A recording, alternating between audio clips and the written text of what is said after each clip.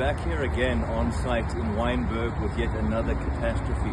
My name is Councillor Andrew Stewart. I'm the Ward Councillor for Ward 91. This is number 72 5th Street, Wynberg. Now, if you recall, it wasn't too long ago we had a long-standing saga that took 9-10 months to fix on 5th Street as well. A huge hole in the ground that affected businesses to the tune of about 40% of their revenue, and it was sustained for about 8 or 9 months. It gave business a very hard knock in this area. This is yet another huge pipe burst, and it requires JRA involvement, and we're sitting here 4 months down the line and we are yet to see JRA arrive to site. The ongoing concern here is that there doesn't seem to be any sort of understanding in the city when it comes to the impact on business. When they drag their heels and they don't treat these problems as a priority, this is what happens. We have businesses that start to suffer, we have businesses that lose revenue, and there isn't really much care or concern. Nobody seems to feel a need to light a fire for action. But I'd like Niels, a local business owner, to now explain how it's impacted him. Good afternoon, I'm Niels Smith, the operations manager for Eurolux in Johannesburg. We've had endless frustration, as you can see. It's our main interest to our facility.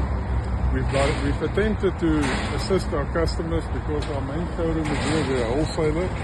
So we have some of our resellers directing customers to our business. We've attempted to put up signage to direct people to our back entrance, which is also a risk because it's our truck entrance.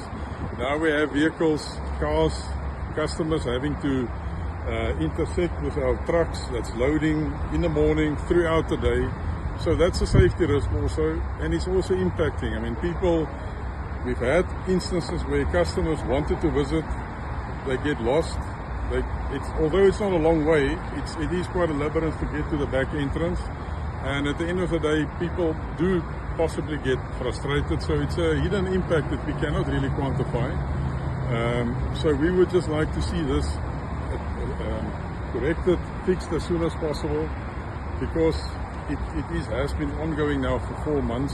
What we thought would be maybe a month or a week or two to fix has now been a 4-month situation, which is just unacceptable. I mean, we're paying rates, we are asking for assistance, and nothing really happens. So at the end of the day, I mean, both ourselves and our customers are getting frustrated because we have a lot of collection customers having to collect and then running the risk of the traffic as they enter. So there's also congestion at our back entrance.